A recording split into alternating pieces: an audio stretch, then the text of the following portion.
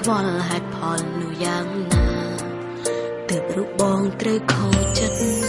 ផ្ទុយពីអារម្មណ៍ធ្វើដាក់បងធ្វើឲ្យនួនល្អមិនយល់ការពិតបងយល់ច្រឡំលើអូនថាអូនមានថ្មីធ្វើឲ្យលែងរវល់បង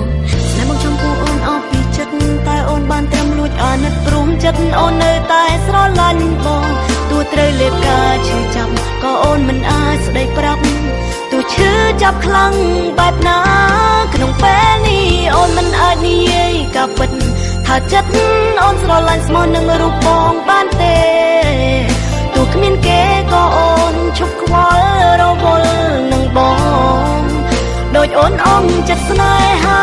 បែកពេលនេះព្រោះអូនមិនអាចនឹងមើលថែរូបបងដូចអូនបានសន្យាទៀតទេត្រូវកាត់ចិត្តស្រឡាញ់ទោះឈឺចាប់បែបណាហូរទឹកភ្នែកយ៉ាងណា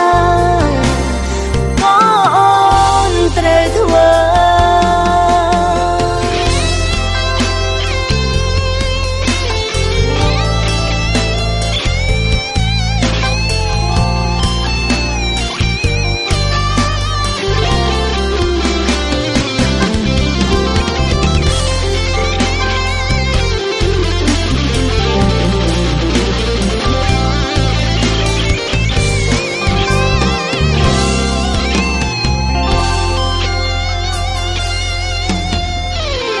បងខំធ្វើល្អ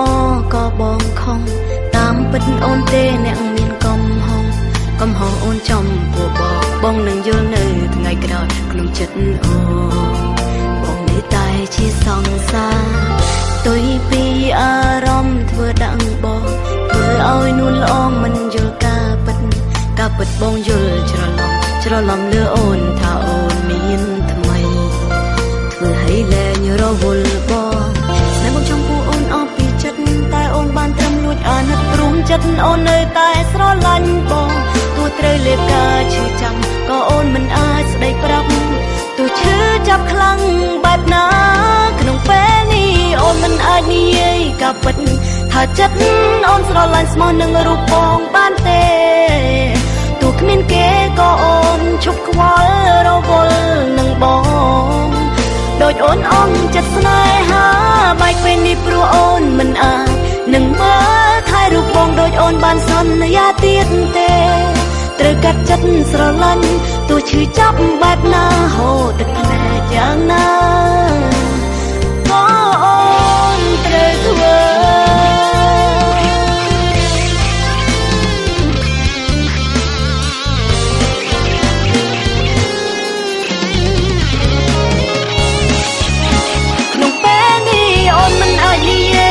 ពិតថាចិត្តអូនស្រឡាញ់ស្មោះនឹងរូបបងបានទេទោះគ្មានគេក៏អូនឈប់ខ្វល់រវល់នឹងបងដូចអូនបែកពេលនេះព្រោះអូនមិនអាចនឹងមើលថែរូបបងដូចអូនបានសន្យាទៀតទេត្រូវកាត់ចិត្តស្រឡាញ់ទោះឈឺចាប់បែបណាហូរទឹកភ្នែកយ៉ាងណា